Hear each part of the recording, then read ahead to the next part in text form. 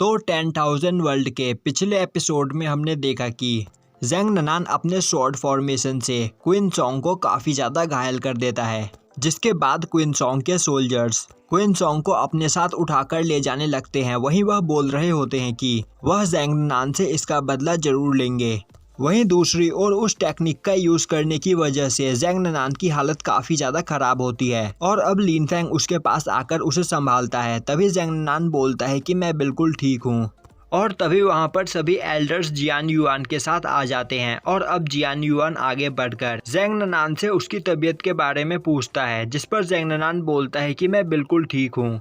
तभी वह एल्डर आगे बढ़ता हुआ बोलता है, ज़ैंग ननान आखिर तुमने उस टेक्निक का यूज क्यों किया? तुम्हें पता है ना कि अभी तुम काफी ज्यादा इंजर्ड हो और उस टेक्निक का यूज करने की वजह से तुम्हारी यहाँ पर जान भी जा सकती थी। और क्या तुमने कभी सोचा है कि उसके बाद हमारी लीन फैमिली का क्या होता?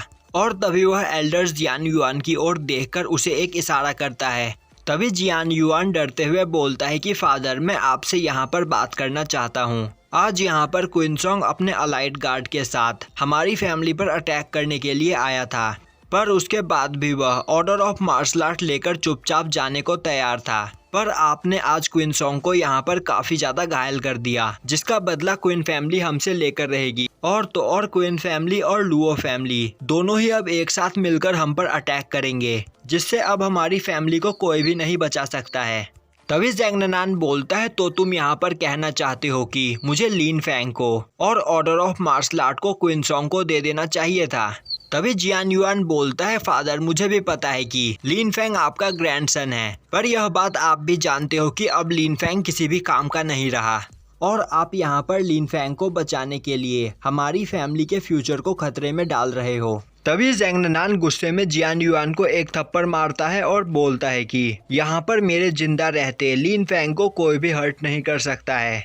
यह देखकर वहाँ पर सभी एल्डर्स काफी ज्यादा डर जाते हैं। तभी ज़ैंग ननान बोलता है, जियान युआन क्या तुम्हें पता है कि तुम आज तक सुप्रीम स्वॉर्ड इंटेंट टेक्निक को क्यों नहीं सीख पाए हो? क्योंकि तुम काफी ज्यादा कमजोर हो। मेरी लीन फैमिली के अंदर सभी के पास स्वॉर्ड ब्लड लाइन होती है, जिस वजह से हम सभी लोग स्वॉर्ड्समैन हैं। तो क्या तुम्हारे अंदर बिल्कुल भी स्वॉर्ड्समैन वाली प्राइड नहीं है? तुम्हें क्या लगता है कि क्वीन फैमिली को ऑर्डर ऑफ मार्शल आर्ट दे देने के बाद वो हमें कभी भी परेशान नहीं करते? यहाँ पर सच बात तो यह है कि बाकी की सभी फैमिलीज हमें बुली इसीलिए करना चाहती है क्योंकि अब हमारी फैमिली के अंदर आवाज उठाने वाला कोई भी नहीं है।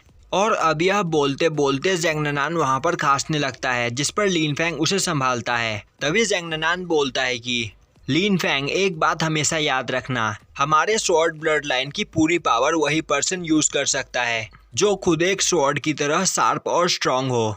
और अब ज़ैंग ननान वहाँ से लिन फेंग के साथ जाने लगता है और जाते हुए वह बोलता है कि जियान युआन तुम्हें परेशान होने की कोई जरूरत नहीं। भले ही हमारी फैमिली पर क्वीन फैमिली और लुओ फैमिली एक साथ मिलकर अटैक करे, मैं उनसे मरते दम तक फाइट करूंगा। तो तुम्हें परेशान होने की कोई जरूरत नहीं, क्योंकि मैं अपने बच्चों को कभी भी दर्द में देखना नहीं चाहूँगा। वहीं जाते हुए ज़ैंग ननान सोच रहा होता है कि उसे किसी भी कीमत पर यहाँ पर लिन फेंग को प्रोटेक्ट करना है। और अब वह वहाँ पर रुककर बोलता है, लिन फेंग हमारा टियानवू किंगडम क्विनजाओ कॉन्टिनेंट के साउथ में स्थित है और इस जगह पर कई सारे मार्शल गॉड टेम्पल है और अनगिनत सेक्ट्स, और एक ताकतवर सेक्ट एक क्लाउड की तरह होता है। जब तक तुम एक जीनियस पर्सन हो तब तक तुम्हें डरने की कोई जरूरत नहीं, क्योंकि यहाँ पर कोई न कोई खतरनाक पावर तुम्हें हमेशा प्रोटेक्ट करेगी। तभी लिन फेंग बोलता है, ग्रैंडफादर आप मुझ पर यकीन कर सकते हो, मैं आपकी उम्मीद पर खड़ा उतरूंगा। ज़ैंग ननान बोलता है, मुझे तुम पर पूरा यकीन है। और अब वहाँ पर लिन फेंग सोचने लगता है कि इस वर्ल्ड में आखिर ऐसा कौन पर्सन होगा जो मुझे ग्रैंडफादर की तरह प्रोटेक्ट करेगा, वो भी बिना किसी कारण के। अब हमें दिखाया जाता है कि लिन फेंग अपने घर में बैठा सोच रहा होता है कि अगर मार्शल स्पिरिट रैलम इतनी ज्यादा खतरनाक होती है तो इससे आगे के रैलम्स और भी कितने ज्यादा खतरनाक होते होंगे। तो मुझे जल्द से जल्द अपनी कल्टीवेशन को बढ़ाना होगा, पर इससे पहले मुझे ग्रैंडफादर के लिए कुछ मेडिसिन्स चाहिए जिनसे उनके वुंड्स को हील किया जा सके, और उसे सिनर के पॉइजन का भी जल्द से जल्द कुछ न कुछ करना होगा। और तभी वह सोचने लगता है कि गॉड्स के ग्रेवयार्ड में कोई न कोई मार्शल आल्केमिस्ट का ग्रेव जरूर होगा जिसे प्योरीफाई करके वह उसकी नॉलेज ले सकता है।